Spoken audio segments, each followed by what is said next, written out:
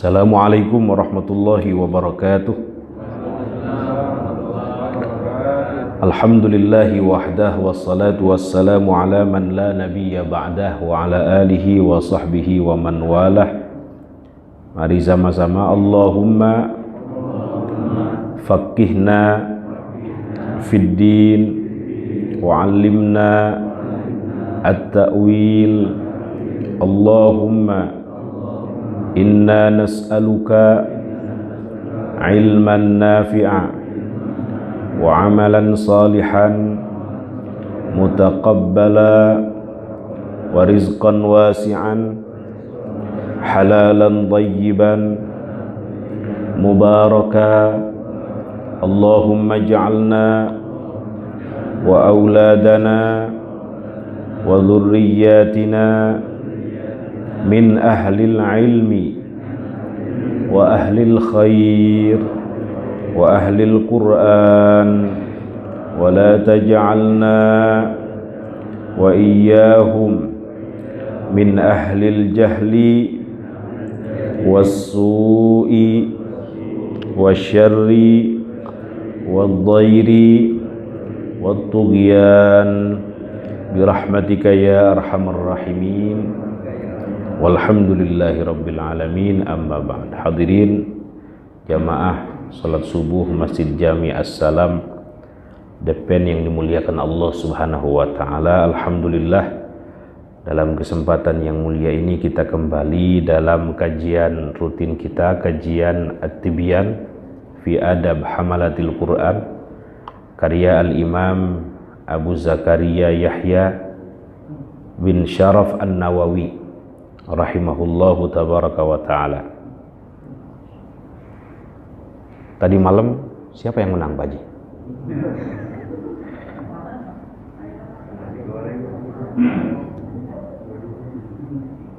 Jadi yang gak hadir hari ini mungkin kesiangan, begadang dari malam, Pak Haji ya.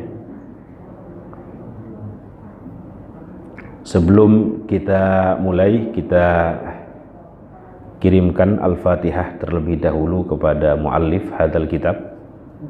Al-Fatihah. A'udzubillahi minasyaitonirrajim. Bismillahirrahmanirrahim. Alhamdulillahirabbil alamin arrahmanirrahim maliki yaumiddin. Iyyaka na'budu wa iyyaka nasta'in ihdinas siratal mustaqim siratal ladzina an'amta 'alaihim ghairil maghdubi 'alaihim waladdallin. Amin. Bulan yang lalu kita masih membahas tentang pendahuluan atau muqaddimah kitab ini, di mana Al-Imam Nawawi memulai pendahuluannya dengan memuji kepada Allah subhanahu wa ta'ala, zat yang maha pemberi anugerah, yang maha pemurah, yang maha kaya, yang maha memiliki keutamaan, yang maha baik, yang memberikan hidayah kepada kita sehingga kita bisa dalam keadaan beriman sampai saat ini. Kemudian beliau juga memuji Allah subhanahu wa ta'ala karena telah mengunggulkan agama kita di atas agama-agama yang lain, serta beliau bersyukur karena diutus kepada kita manusia paling mulia, panutan semesta, baginda Nabi besar Muhammad sallallahu alaihi wasallam. Sampai situ kemarin, Pak ya. Saya lanjutkan. Qala, kemudian beliau mengatakan famaha bihi ibadatal authan.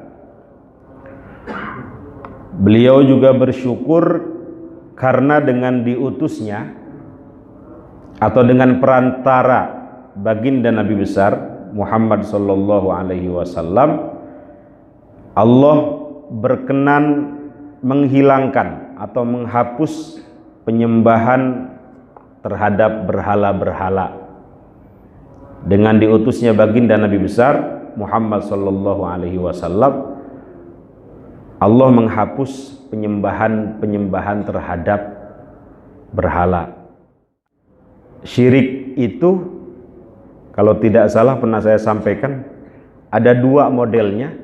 Ada yang disebut dengan asyirku fil akidah, ada yang disebut dengan asyirku fil ibadah. Syirik dalam akidah apa tuh Pak? Al-i'tiqad bi anna ghairallahi lahu qudrah misla qudratillah. Itu syirik dalam akidah, meyakini bahwa ada sesuatu selain Allah memiliki kekuatan atau kekuasaan sama seperti Allah. Ketika seseorang meyakini itu, maka dia masuk ke dalam syirik dalam akidah. Itu bahaya, karena perbuatan syirik ini dapat menghanguskan seluruh amal soleh seseorang. Sebanyak apapun amal soleh, kalau dia melakukan kesyirikan, maka akan hangus amal soleh itu. Walau asyraku lahabita anhum ma kanu ya'malun. Yang pertama, syirik dalam akidah, al-i'tiqad bi anna ghairallahi lahu qudrah misla qudratillah. Kalau bahasa Nabi ketika ditanya, ya Rasulullah, ma huwa syirku, apa itu syirik? Beliau menjawab, antaj'ala lillahi niddan wa huwa khalaqaka. Engkau menjadikan Allah sebagai tandingan sementara Allah menciptakanmu. Itu syirik dalam akidah itu. Contoh misalnya di depan ada pohon besar. Setiap pagi Pak Haji membuat sesajen, motong ayam hitam, ada kopi di situ, rokok misalnya, dan lain sebagainya.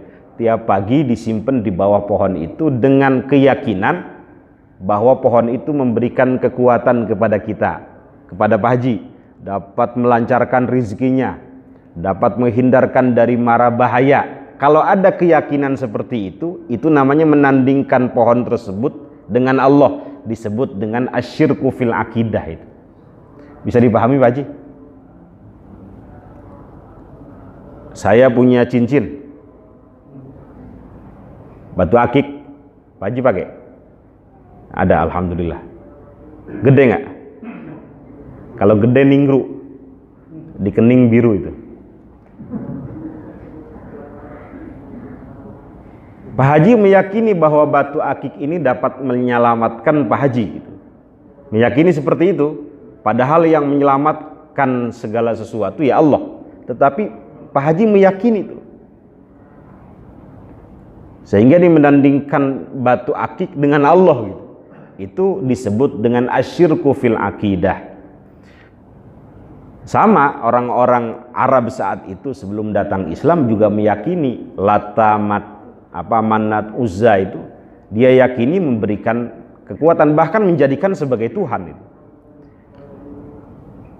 Nah, yang kedua yang jarang kita sadari terkadang, itu disebut dengan asyirku fil ibadah, syirik dalam ibadah. Diartikan oleh para ulama, sarful ibadah li ghairillah atau li ghairil ma'bud.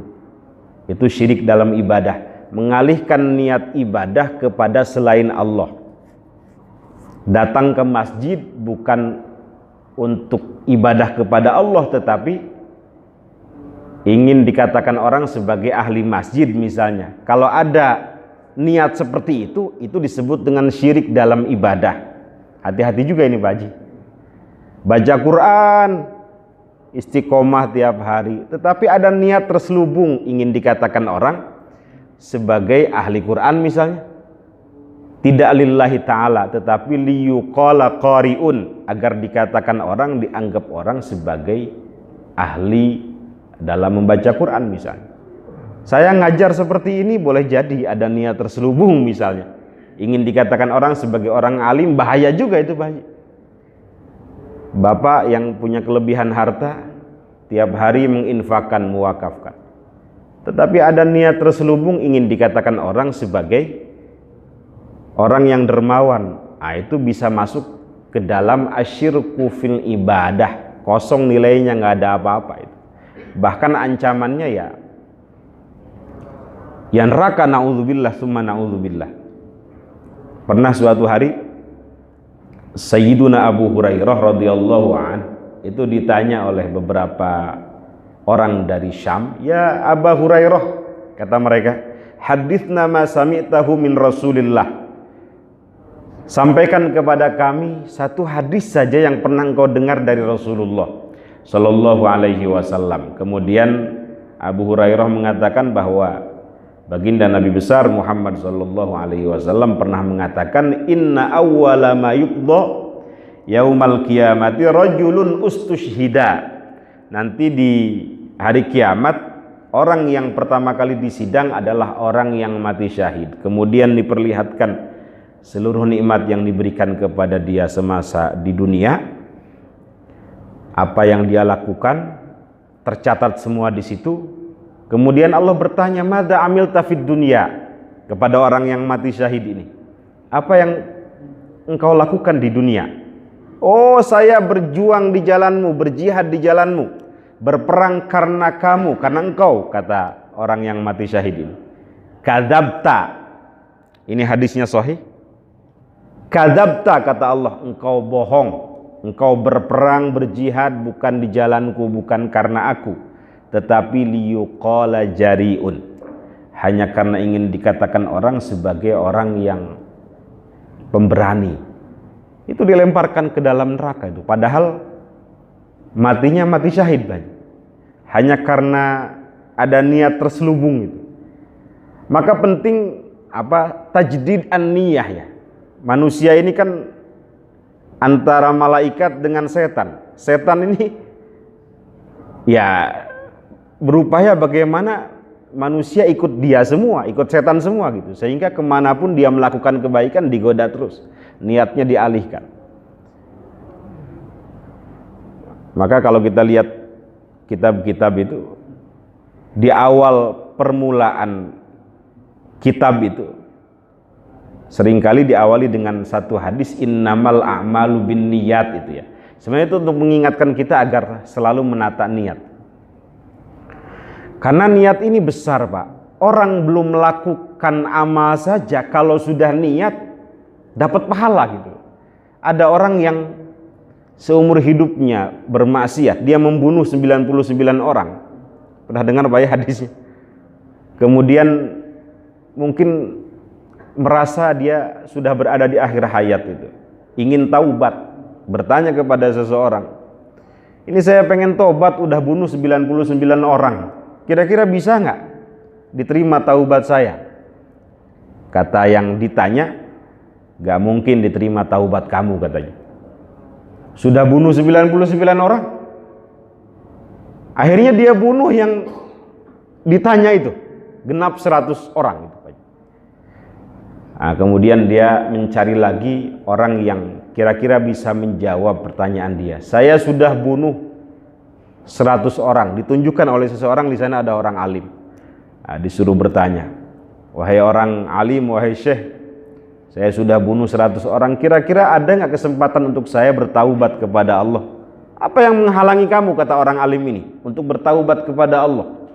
Selama ruh ada di badan, belum sampai kerongkongan, ada kesempatan banyak untuk taubat. Kalau begitu bagaimana caranya?"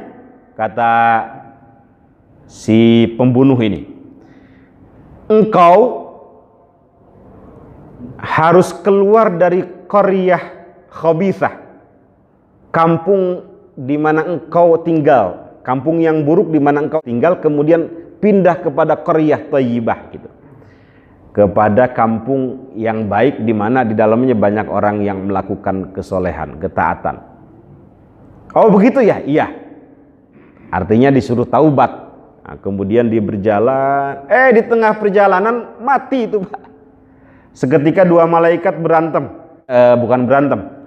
berdebat. "Ini bagian saya," kata malaikat neraka. "Udah 100 orang dia bunuh." "Enggak," kata malaikat surga, "ini bagian saya," karena dia sudah niat ingin taubat. Berdebat, tiba-tiba ada yang mendamaikan salah satu malaikat. "Begini saja," kata malaikat tersebut, "ukur, kalau badannya lebih condong ke qaryah thayyibah, maka dia milik malaikat yang menjaga surga, yang membawa kepada surga. Kalau badannya condong kepada qaryah khabithah, kampung yang buruk, maka itu bagian malaikat neraka. Diukur, ternyata badannya condong bukan satu jengkal, satu hasta gitu ya, kepada qaryah thayyibah. Akhirnya dia menjadi bagian malaikat surga. Belum melakukan amal, baru niat saja diampuni kesalahan-kesalahannya. Nah, ini saya sampaikan pentingnya niat itu begitu. Makanya ada salah seorang ulama, kalau tidak salah Imam Asy-Syafi'i, niat itu sepertiga pembahasan di dalam Islam. Itu semuanya berkaitan dengan niat. Maka kalau kita lihat kitab-kitab para ulama selalu diawali dengan hadis yang berkaitan dengan niat itu. Afwan, tadi yang kedua apa Pak?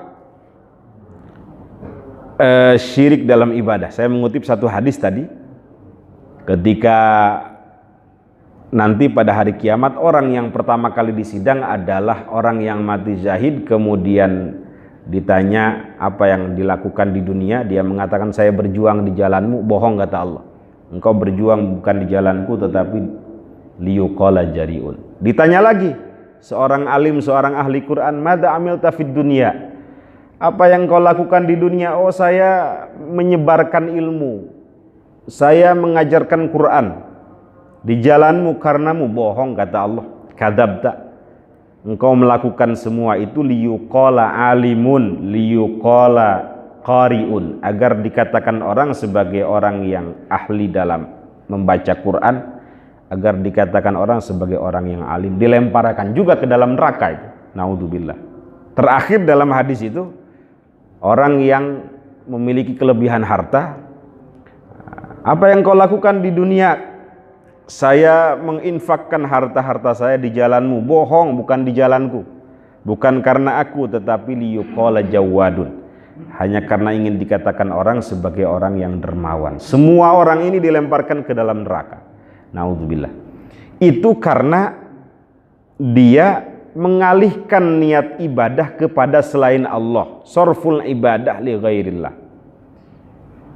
Kalau mau masuk Idul Fitri itu Pak ya, kan ada zakat fitri. Mohon maaf, bukan zakat fitrah tetapi zakat fitri yang betul. Nah, kita sering menyebutnya zakat fitrah, yang betul zakatul fitri, karena dalam hadis tidak pernah disebutkan zakatul fitrah, enggak, tetapi zakatul fitri. Fitri itu artinya makanan pokok. Sama seperti Idul Fitri, itu sebenarnya bukan kembali kepada kesucian, yang betul kembali kepada makan. Fitri itu artinya futur. Pernah dengar futur Pak? Makan pagi. Makanya disunnahkan ketika mau sholat Idul Fitri itu kita mencicipi makanan dulu. Kalau Nabi kan makan kurma itu ya.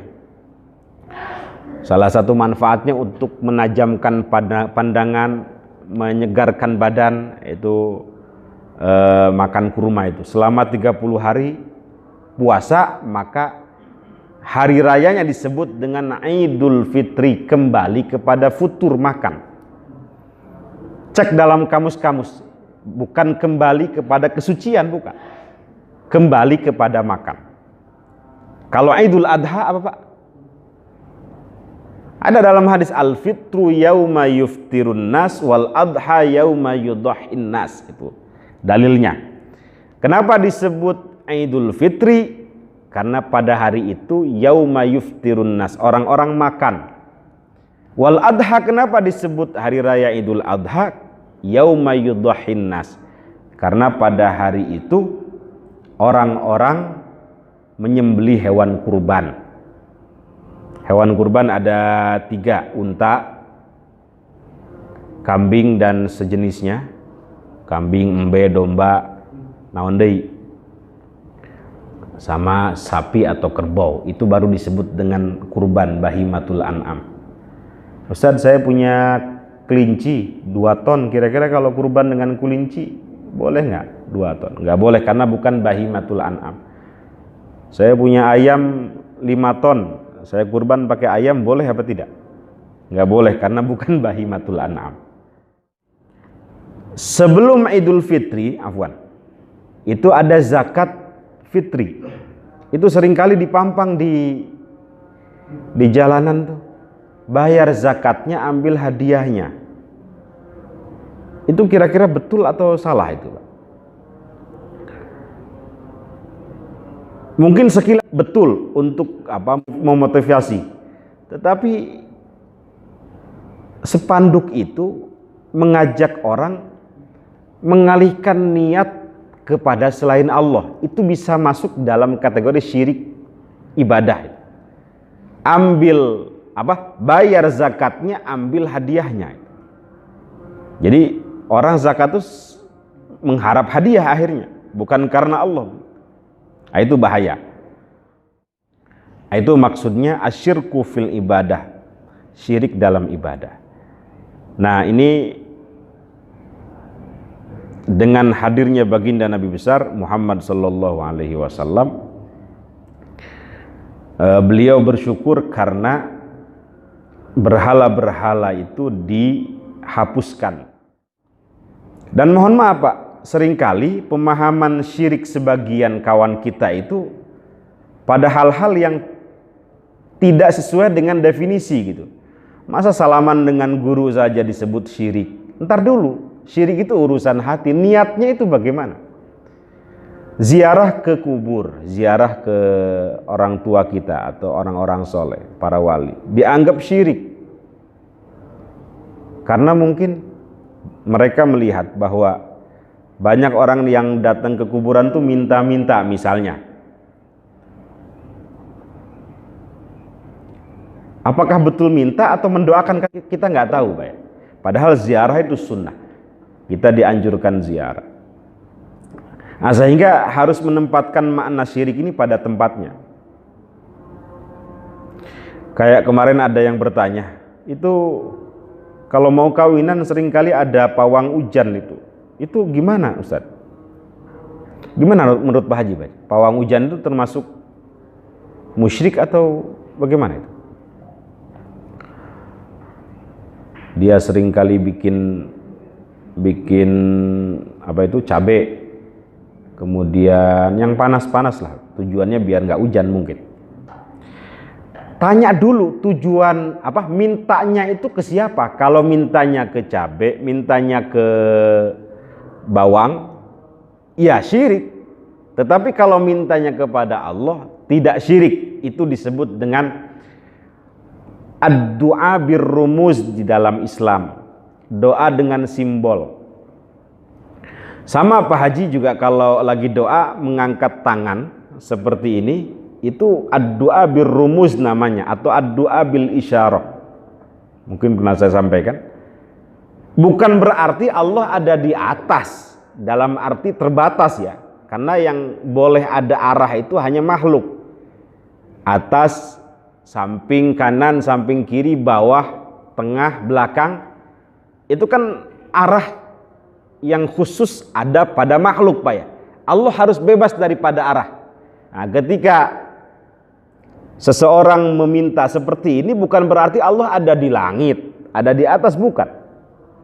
Kalau ada pemahaman seperti itu bahaya nanti. Begitupun ketika Rasulullah Shallallahu Alaihi Wasallam berlindung tangannya ke bawah begini, Pak Haji. Jadi sunnahnya kalau berlindung, Allahumma inna na'udzubika misalnya min ilmin la yanfa, ya Allah kami berlindung kepada Engkau dari ilmu yang tidak bermanfaat. Tangannya begini. Atau kalau doa kunut, Allahumma dfa' annal ghala, itu ya, wal waba wal fahsya waz zalazila wal mihan ma dhahara minha wa ma batan. Tangannya begini. Itu bukan berarti Allah ada di bawah, bukan. Karena Allah harus bebas daripada arah, tempat, dan penyerupaan dengan makhluk. Apa bahasa Qur'annya? Walam yakullahu kufuwan ahad. Allah nggak serupa dengan makhluk. Apa itu makhluk? Siapa itu makhluk? Kullu ma siwallahu wal makhluk. Semua selain Allah adalah makhluk, termasuk malaikat. Jadi Allah nggak boleh diserupakan dengan mereka itu. Kenapa Nabi mengajarkan kalau meminta tangannya seperti ini? Jadi rapat begini Pak ya. Sunnahnya rapat begini, hadwa mankibai, sejajar dengan bahu. Nah, kalau berlindung begini. Allahumma hdina fi man hadait. Tangannya begini. Wa afina fi man afait. Wa tawallana fi man tawallait. Wa barik lana fi ma a'tait. Wa qina syarra ma qadait. Tangannya begini.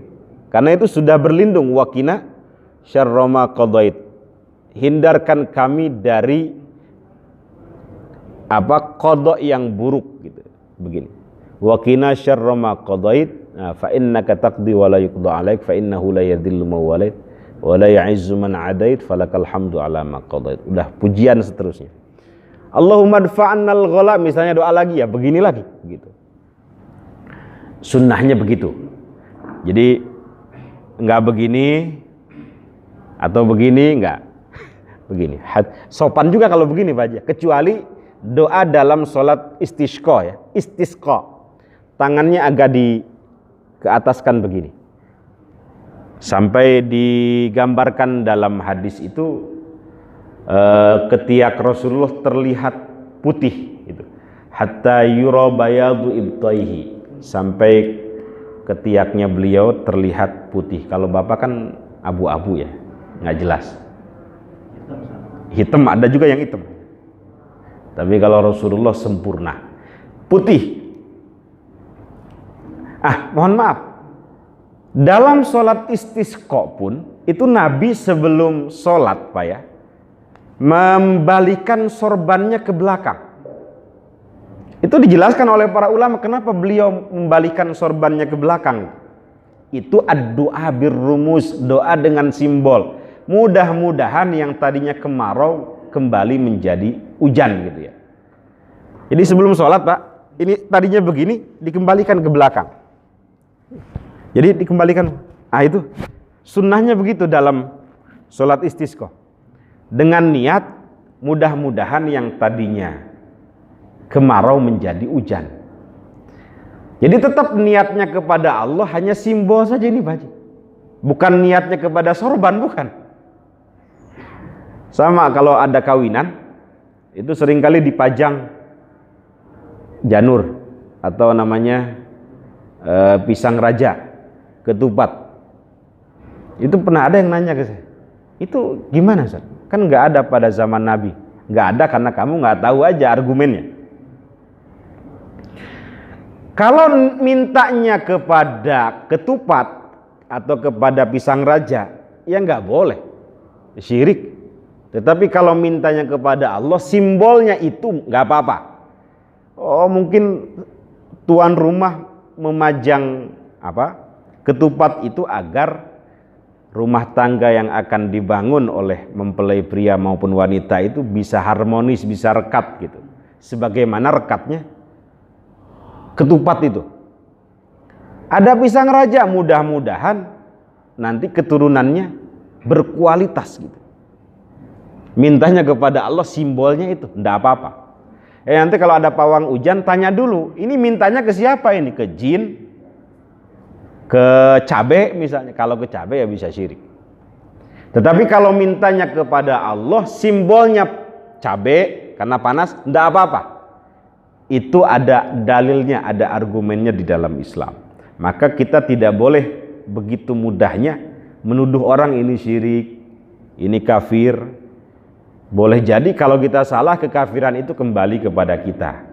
Na'udzubillah summa na'udzubillah. Kecuali kalau jelas-jelas Pak ya, dia melakukan kekafiran, misalnya meyakini ada nabi setelah Nabi Muhammad Sallallahu alaihi wasallam. Itu udah jelas, itu batasan itu. Boleh kita katakan kafir.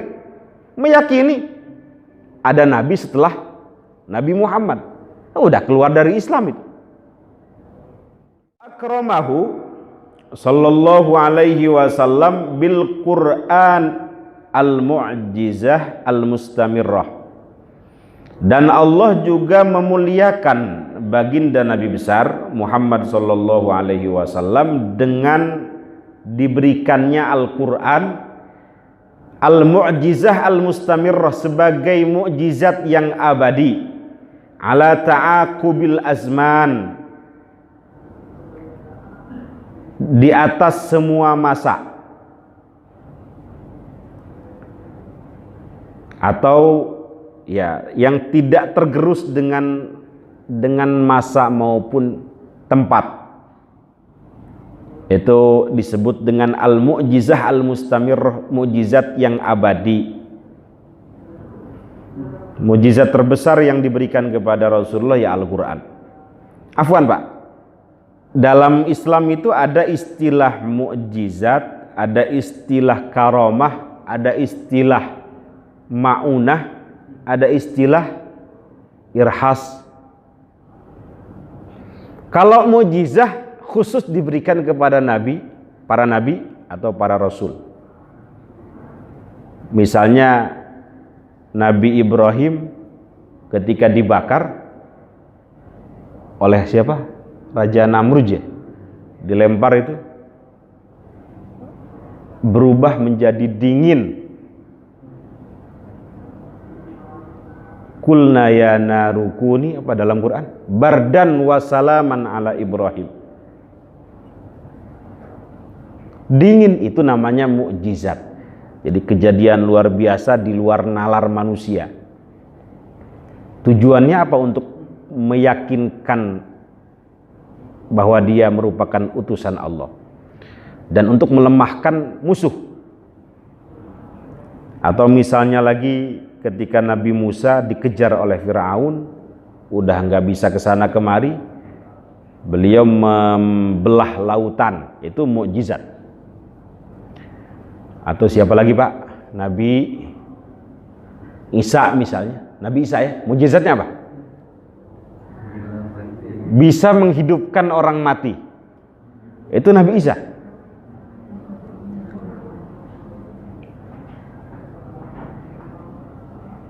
Siapa lagi? Nabi Daud apa? Mukjizatnya.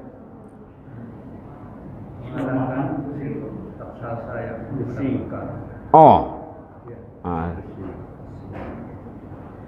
Iya. Nabi Sulaiman bisa berbicara dengan hewan, bisa mengendalikan angin, apalagi, dan banyak. Termasuk baginda Nabi besar Muhammad sallallahu alaihi wasallam banyak diberikan mukjizah. Apa? Beliau pernah membelah bulan itu ya, di mana semua orang pada saat beliau belah bulan itu melihat bulan itu terbelah. Pernah para sahabat tidak bisa berwudu saat itu.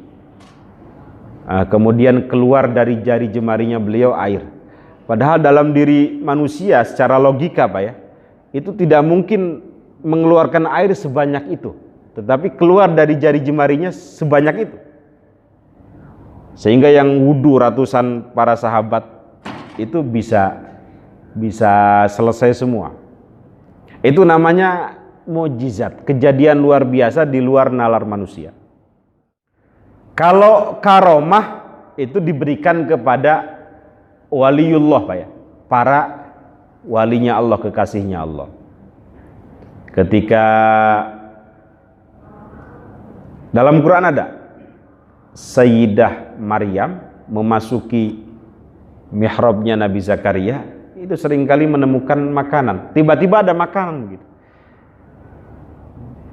Anna laki hada, kata Nabi Zakaria. Qalat huwa min indillah. Dari mana ini? Siapa yang membawa? Padahal pada saat itu buah yang ada di situ, buah-buahan yang ada di situ, itu nggak ada di kampungnya Nabi Zakaria.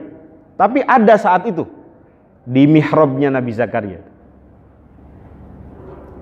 Ini dari mana? Siapa yang membawa? Ini semua min indillah. Innallaha yarzuqu man yasha bighairi hisab, kata Sayyidah Maryam. Itu namanya karomah, diberikan kepada walinya Allah. Sayyidah Maryam bukan nabi Pak ya, tetapi min auliyaillah. Ada lagi kepada siapa? Kalau orang kita banyak. Dulu itu di Bangkalan, Madura, ada orang Madura sini? Pak RW? Oh Pak Dokter. Syekhona Khalil Bangkalan tuh pernah disindir ya oleh orang Arab, dikritik gitu. Ketika ngimamin, kata orang Arab nih, kok kiai bacaannya kurang fasih begitu menurut orang Arab. Tiba-tiba ketika wudhu, si orang Arab ini muncul ini Pak, macan tutul itu.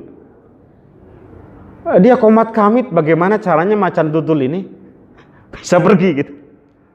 Nggak tahu baca doa apa, nggak pergi-pergi, malah nakut-nakutin terus gitu. Nah, tiba-tiba datang Syekhuna Khalil Bangkalan. Ada apa? Ini saya takut dengan macan tutul ini, nggak pergi-pergi saya bacain. Nah, kemudian cuma dibacakan apa oleh Syekhuna Khalil, langsung pergi. Tuh, saya aja yang bacaannya nggak fasih bisa manjur begitu. Kamu bacaan fasih kok malah tambah ini ya, itu namanya karomah. Karomah itu. Kemudian ada lagi seseorang yang sawahnya itu sering apa? Habis. Nggak tahu di maling, nggak tahu di apa itu. Datang kepada Syekhuna Khalil. Syekhuna, ini sawah saya kok sering habis itu. Saya pengen tahu ini karena hama atau karena memang dicuri. Nah, kemudian beliau memberikan satu kertas, simpen di sawah kamu. Kertas itu jangan dibuka, simpen di sawah kamu. Besok akan ketahuan, kata Syekhuna Khalil, siapa atau apa yang menyebabkan sawah kamu ini sering habis.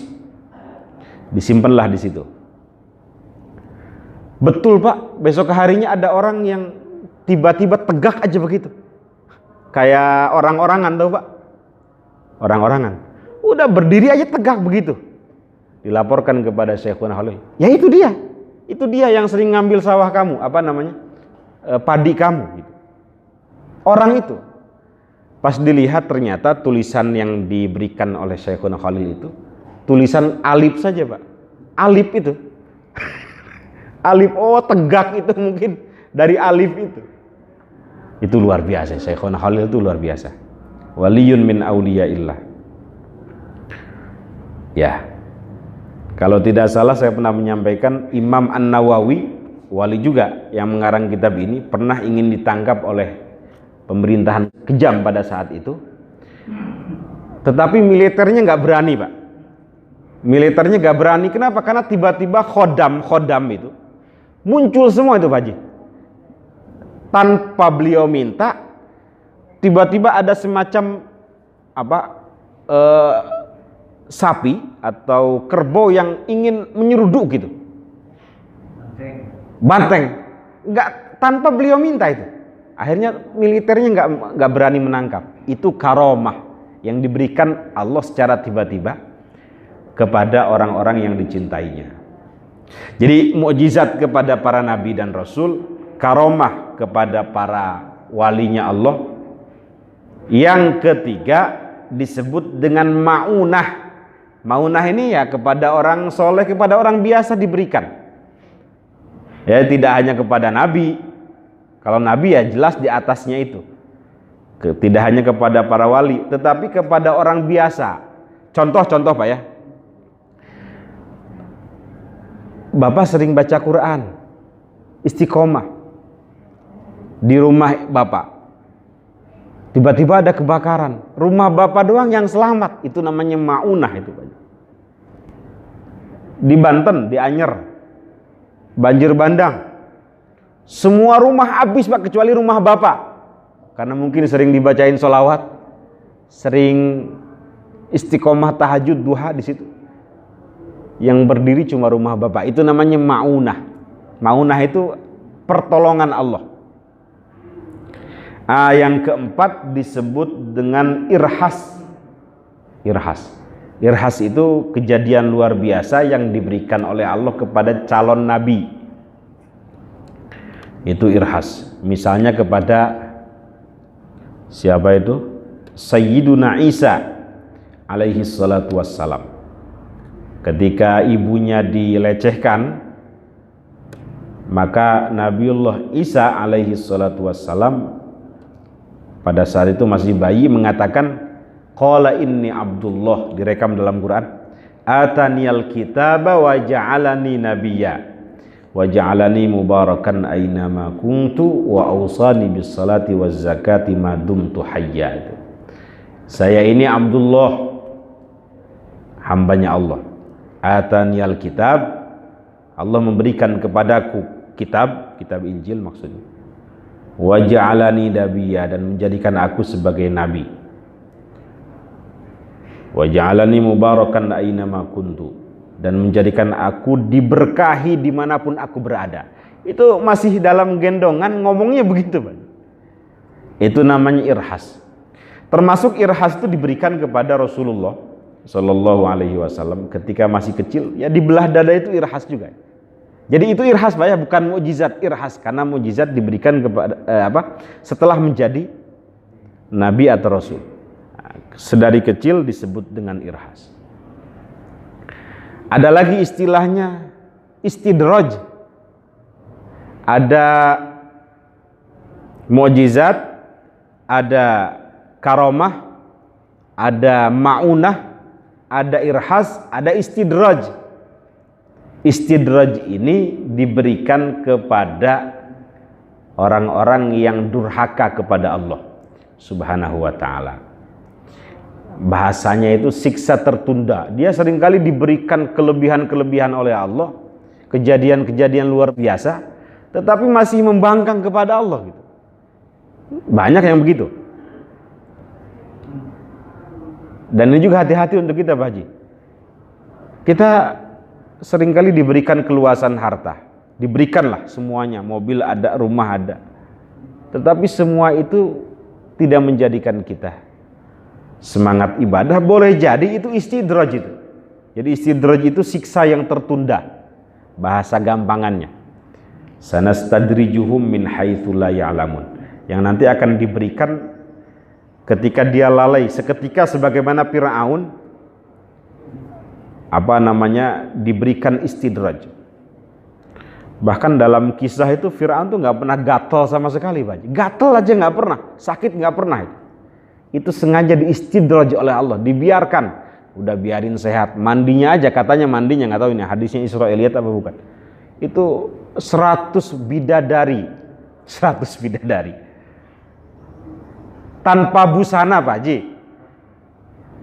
Fir'aun dimandikan oleh 100 bidadari. Mungkin bahasanya selir kali ya. Nggak pernah gatal sama sekali, garuk-garuk tuh nggak pernah gitu. Batuk oho-oho gitu, kayak yang di belakang tadi itu, nggak pernah itu. Jadi Bapak kalau punya batuk wajar, tapi kalau nggak pernah batuk sama sekali, jangan-jangan Fir'aun gitu. Jadi sakit itu nggak apa-apa, itu wajar itu. Nabi juga pernah sakit, tapi kalau Fir'aun nggak pernah, dibiarkan oleh Allah. Nah, tiba pada saatnya diistidraj oleh Allah, ditenggelamkan. Tapi sempat dia ngomong amantu bi rabbi Musa wa Harun, baru percaya ketika ruhnya berada dalam tenggorokan, kerongkongan. Saya percaya terhadap Tuhannya Musa dan Harun. Terlambat kata Al-Quran. Ya, itu istidraj. Tetapi mohon maaf, mukjizat terbesar yang diberikan kepada baginda Nabi besar Muhammad sallallahu alaihi wasallam adalah Al-Qur'an ini. Jadi kalau tadi mukjizat tadi ya tidak sebesar Al-Qur'an. Karena Al-Qur'an ini al-mu'jizah al-mustamirrah. mukjizat yang abadi sampai hari kiamat, bahkan bisa memberikan syafaat gitu. Saya pernah menyampaikan satu pertanyaan, mungkin terakhir ini. Udah istok belum Pak Haji? Belum. Kenapa kita meyakini Al-Quran sebagai kitab suci Pak Haji? Jangan-jangan Pak Haji ragu gitu. Coba Pak Haji, Pak Saroji. Kenapa kita yakini Al-Quran sebagai kitab suci? Kenapa nggak Injil aja atau nggak Zabur aja gitu? Kan perlu dijawab aja. Kenapa kita yakini Al-Quran sebagai kitab suci? Setidaknya ada 3 jawabannya. Pertama, karena Al-Quran itu bebas daripada intervensi dan investasi manusia. Jadi semuanya murni dari Allah gitu. Nggak boleh diintervensi, harus ditambahin, nggak boleh. Kemudian investasi apa gitu, nggak boleh ditambah-tambahin. Murni dari Allah. Makanya mohon maaf, sejak awal diturunkannya Al-Quran sudah nantang itu Pak. Ini mukjizatnya Al-Quran ya, ditantang semuanya. Saat itu kan orang-orang Arab tuh sangat ini Pak, sangat gandrung dengan sastra ya. Yang menang sastranya disimpan di atas Ka'bah gitu, dipertontonkan. Oh, luar biasa. Makanya ada yang disebut dengan syair-syair jahiliyah. Nah, Al-Quran datang melemahkan mereka itu. Kagum. Ini bahasanya simple tetapi bisa luas maknanya, tidak sebagaimana yang mereka buat. Nah, kemudian ada nabi palsu namanya Musailamah Al-Kadzab gitu. Mungkin tujuannya ingin menandingi Quran, tapi jauh panggang daripada api Pak ya. Dia bikin kata-kata yang menyerupai Al-Quran. Dia nulis begini Pak, al-fil wa mal-fil wa ma adraka mal-fil lahu khurtumut tawil wa lahu zail gitu. Itu kalau kita artikan al-fil, gajah. Wa mal-fil, apa itu gajah? Wa ma adraka mal-fil, tahukah kamu apa itu gajah? Lahu khurtumut tawil, gajah itu yang punya belalai panjang, walahu zail, dan yang punya ekor panjang. Dia bikin begitu. Kata saya, anak kecil juga bisa. Kalau dibandingkan dengan surah Al-Fil, alam taro kaifa fa'ala rabbuka bi ashabil fil, jauh panggang daripada api. Dia menceritakan kejadian yang Nabi belum lahir. Raja siapa itu? Abrahah. Wah, semua orang Arab saat itu tercengang. Nggak mungkin ini kata-kata Rasulullah. Nah, sehingga kan dengan turunnya Al-Quran banyak yang masuk Islam itu karena itu.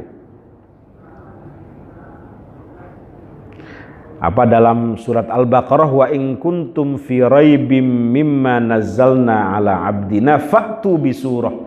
Jika kalian masih ragu, itu tantangan Quran kepada orang-orang Arab. Jika kalian masih ragu dengan apa yang kami turunkan Al-Quran, datangkan satu surat yang semisal dengan Quran. Ditantang begitu. Dalam ayat yang lain, kalau nggak bisa 10 orang datangkan. Mungkin 1 kampung datangkan. Kepada kami 1 surat saja. Bahkan 1 ayat dalam ayat yang lain. Yang semisal dengan Quran. 15 abad yang lalu sampai sekarang. Itu belum ada yang mampu menandingi mukjizatnya Al-Quran. Belum ada sampai sekarang. Dan terjaga, itu luar biasanya Al-Quran. Nggak seperti kitab-kitab yang lain. Al-Quran dihafal Pak Haji. Al-Quran itu dihafal. Makanya wajar ketika Michael Hart menulis kitab ya, menulis buku 100 orang berpengaruh di dunia, nomor 1-nya Rasulullah Shallallahu Alaihi Wasallam. Alasannya 1, ini agama junior, tetapi pengaruhnya begitu mengakar. 200 tahun kemudian itu pengikutnya puluhan juta Pak Haji. Sampai sekarang miliaran, ada 2 miliar ya? 1,9, hampir 2 miliar.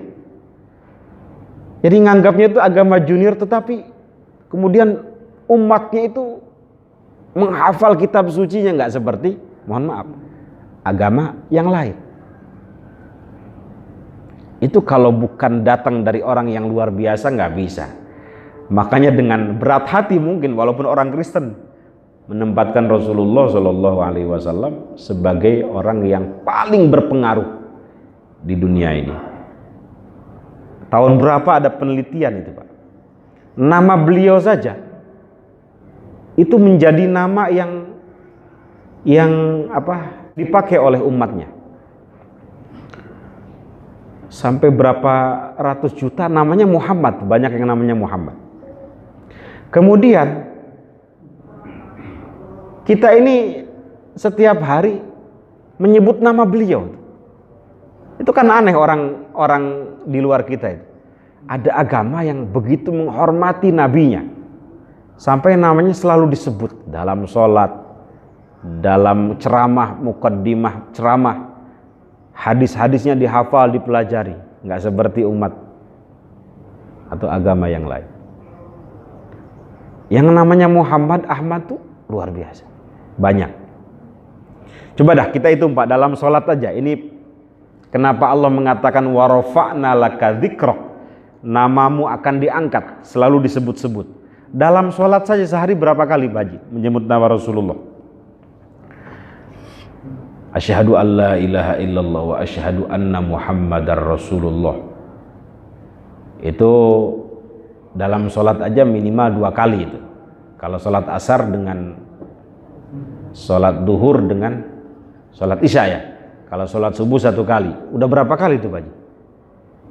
Terus belum sholat duha, sholat tahajud, sholat mutlak yang lain selalu menyebut nama Rasulullah Sallallahu Alaihi Wasallam. Oke. Yang kedua, mohon maaf. Kenapa kita yakini Al-Quran sebagai kitab suci? Karena Al-Quran sesuai dengan fitrah manusia, tabiat manusia. Kalau ada agama, mohon maaf, yang mewajibkan umatnya berpuasa gitu sepanjang tahun, itu agama nggak sesuai dengan fitrah manusia. Atau ada kitab suci gitu yang menganjurkan penganutnya agar berpuasa sepanjang tahun, nggak buka sama sekali, itu nggak sesuai dengan fitrah manusia. Atau nggak kawin misalnya, itu nggak sesuai dengan fitrah manusia. Berarti nggak suci itu kitab itu. Nah Islam itu nggak. Islam itu bahkan menganjurkan pernikahan. Ketika siapa itu? Para sahabat ya. Para sahabat ini mohon maaf, kalau kita sebelumnya belum datang ayat ini, jadi masih puasa, bertanya-tanya mereka, ini kami ini malam hari boleh nggak berhubungan dengan istri-istri kami gitu. Nah, kemudian akhirnya turun ayat uhilla lakum lailatas siyamir rafatu ila nisaikum. Nah, awalnya bingung mereka melakukan pada malam hari gitu. Kemudian pada pagi hari, iya tadi malam saya beribadah dengan istri saya gini-gini. Saya masih bingung ini boleh apa enggak. Kemudian turun ayat itu. Jadi sesuai dengan fitrah manusia. Termasuk puasa pun tidak sepanjang hari, ya satu hari saja gitu, tidak sehari semalam. Karena likulli dzi haqqin haqqah, setiap diri kita ini punya haknya. Mata punya hak untuk tidur, badan punya hak untuk istirahat, perut juga punya hak untuk dijaga tidak kosong terus begitu.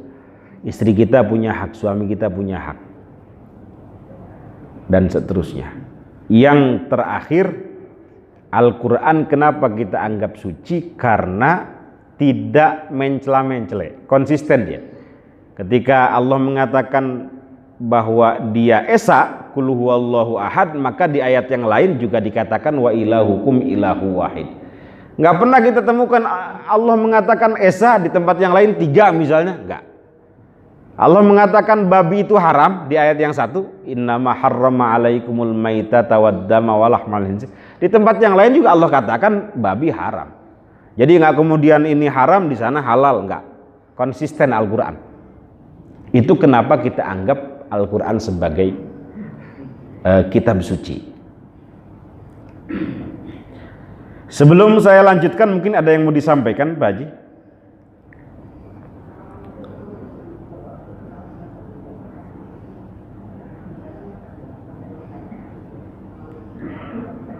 Oke, ini sedikit lagi saya baca.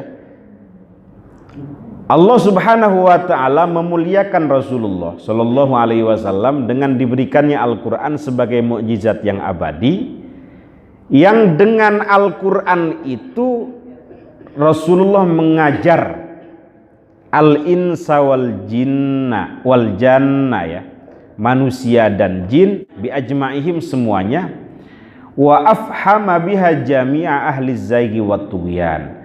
Dan dengan Al-Qur'an Rasulullah mampu mendiamkan seluruh orang-orang yang menyimpang, wat tughyan juga orang-orang yang sombong. Ya, itu disebut dengan al-mu'jizat. Mukjizat itu mampu melemahkan orang-orang yang menentang Islam, menentang Al-Qur'an. Wa ja'alahu rabi'an liqulubi ahlil basairi wal irfan. Insyaallah ini akan kita sampaikan di bulan depan. Tidak ada yang disampaikan, Pak Haji? Ya, monggo Pak Haji. Perlu ditambahkan daripada kita tidak paham. Nabi Muhammad dengan Al-Qur'annya itu hanya satu-satunya yang mampu merubah masyarakat jahiliyah. Hanya 23 tahun. Betul. Kita ini kan sudah berapa tahun? 79 tahun ya. Ya. Dia masih begini-begini. Nabi Muhammad itu hanya 23 tahun. Itu yang pertama. Yang kedua, contoh masyarakat pada adalah civil society, ya bahasa Inggrisnya, masyarakat madani. Dengan terbentuknya betapa harmonisnya, betapa kompaknya, betapa bersatunya Ansor dan Muhajirin. Sampai sekarang belum ada ya kayak gitu. Mungkin Pak Atta lebih tahu lah bagaimana orang Ansor, mereka Muhajirin. Betul. Itu kan yang dia dipilih oleh Hijab itu dia manusia nomor satu. Saya demikian sharing. Terima kasih, mohon maaf. Ya, itu juga yang membuat pertanyaan di sekeliling kita, ya. Nabi itu berdakwah hanya 23 tahun, tetapi begitu mengakar, Pak Haji, ya.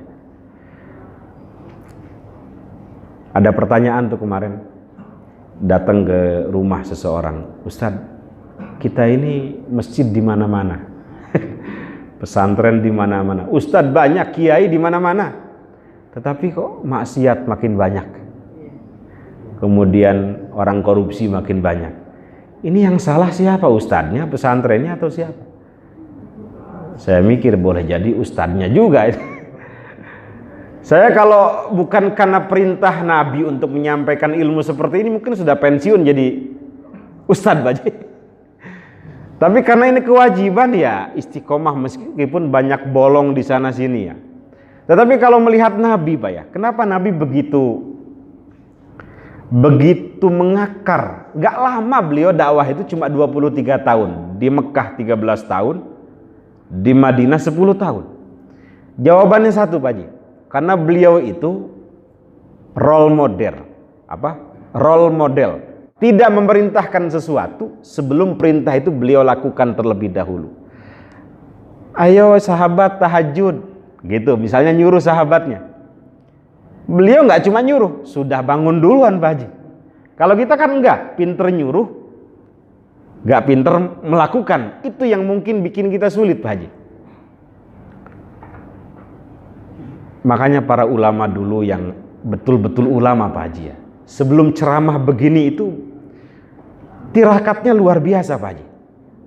Bagaimana agar ilmu itu bisa sampai gitu. Malamnya tahajud dulu, kemudian berupaya mengamalkan dulu agar apa yang disampaikan bisa sampai betul-betul ke dalam hati. Kan ada juga orang yang ngomong angin lalu aja, ada juga yang begitu. Nah, gambaran mungkin ya kita sendiri belum begitu menghayati apa yang disampaikan. Tapi tetap kewajiban itu ada gitu. Nabi tidak pernah memerintahkan sedekah kecuali beliau paling dahulu sedekah. Nah, itu yang membuat beliau digelari uswatun hasanah itu. Nah, kekurangan kita, kesalahan kita itu pintar menyuruh tetapi tidak pintar melakukan gitu. Makanya Nabi tadi yang kedua, Nabi mengatakan khairul quruni qarni, sebaik-baik masa adalah masa di mana aku hidup, atau khairu ummati qarni, sebaik-baik umat adalah umat di mana aku hidup. Itu kan pujian untuk sahabat Ansor dan Muhajirin, baik. Konflik ada, tetapi mereka mampu meredam konflik ketika Rasulullah wafat itu. Seharusnya pemimpin itu dari golongan kami, kata orang-orang Ansor. Padahal isyarat-isyarat kepemimpinan Abu Bakar itu sudah terlihat sebelum Rasulullah meninggal. Tetap aja ada konflik itu. Tetapi karena mereka diingatkan oleh Quran bahwa mereka sudah diridhoi oleh Allah, wasabiqunal awwaluna minal muhajirin wal ansor walladzina taba'uhum bi ihsanir radhiyallahu anhum wa radu'an, akhirnya menerima dengan legowo, sehingga begitu pesat perkembangan kota Madinah itu, karena masyarakatnya tamadun tuh berperadaban. Yang sudah pernah ke Mekah, katanya suasana Mekah dengan Madinah itu lebih nyaman di Madinah. Padahal Madinah, betul nggak Bu ya? Padahal Madinah dulu itu sebelum Nabi datang, makanul wabak, dia tempat banyak penyakit. Ketika Nabi hijrah sampai ke sana, banyak sahabat yang terkena wabah. Abu Bakar, Bilal bin Rabah tiba-tiba sakit karena memang banyak penyakit. Sehingga Nabi berdoa, Allahumma habib ilainal madinah kahubbina Makkah au asyad. Ya Allah, berilah kecintaan kami terhadap kota Madinah ini sebagaimana kami mencintai tanah air kami, kota Makkah, au asyad atau lebih. Nah, sehingga saat itu kota Madinah menjadi kota yang bersih. Dinamakan oleh beliau Madinah, tadinya Yathrib. Berharap orang-orangnya menjadi orang yang berperadaban gitu. Ya. Kalau ditanya kenapa kita ini, mungkin tadi kita ini pintar memerintah tetapi tidak pintar mencontohkan. Kita pengennya anak kita ini rajin hafal Quran, kita sendiri malas baca Quran, Baji. Udah batuk-batuk ini. Terakhir dan paling terakhir, Pak Haji Dali, mana Pak Haji Dali? Alhamdulillah. Pak Haji siapa namanya? Pak RW, ada Pak RW?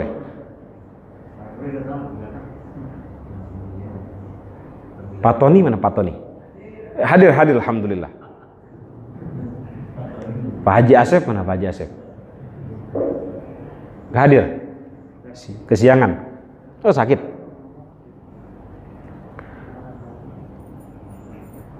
Ada seorang ibu nih, itu punya anak kecil. Anak kecil ini hobinya makan yang manis-manis gitu, permen.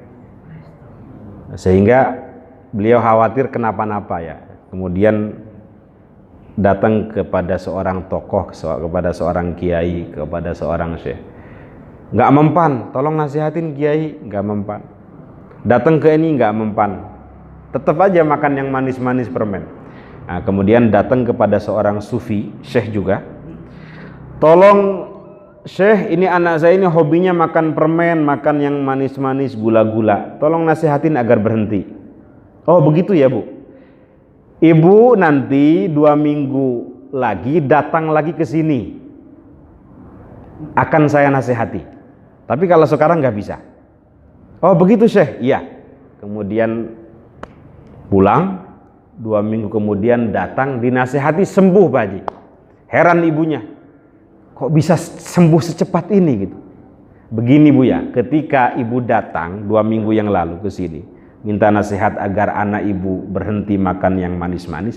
Saat itu juga saya juga masih senang yang manis-manis, katanya begitu. Jadi kalau saya nasihatin sama-sama suka, ya nggak sampai.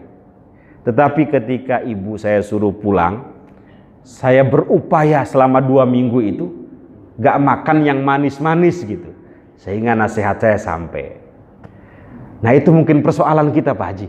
Kenapa nggak sampai ini? Karena kita juga masih hobi itu. Ayo rajin tahajud, nyuruh anak kita sendiri nggak tahajud, ya nggak sampai Pak Haji, nggak sampai. Wallahu alam bissawab. Mudah-mudahan Bapak Ibu sekalian diberikan kesehatan lahir batin, diberikan ilmu yang manfaat. Anak-anak yang sedang belajar sekolah diberikan kemudahan, ilmu yang baik yang bermanfaat, dan segala persoalan kita dimudahkan. Akhir hayat kita akhir hayat yang baik, akhir hayat yang husnul khatimah. Al-Fatihah. A'udzubillahi minasyaitonir rajim. Bismillahirrahmanirrahim.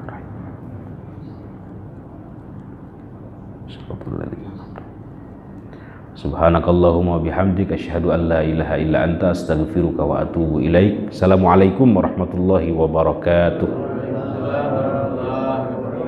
Silakan salat isyraq.